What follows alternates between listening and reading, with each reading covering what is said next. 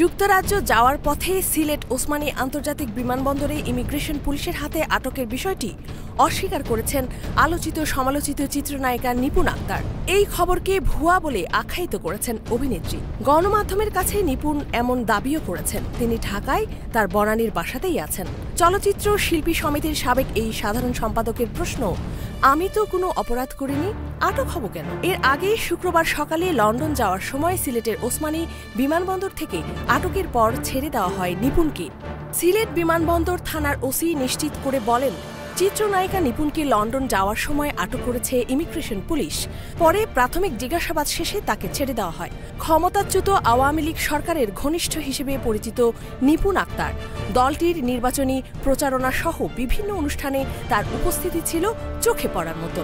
শেখ হাসিনার ফুফাতো ভাই সাবেক সংসদ সদস্য শেখ সেলিমের সঙ্গে ঘনিষ্ঠতা নিয়েও নানা গুঞ্জন রয়েছে। ইফাত আরা খান, ডেস্ক রিপোর্ট, এই সময় টিভি, ঢাকা।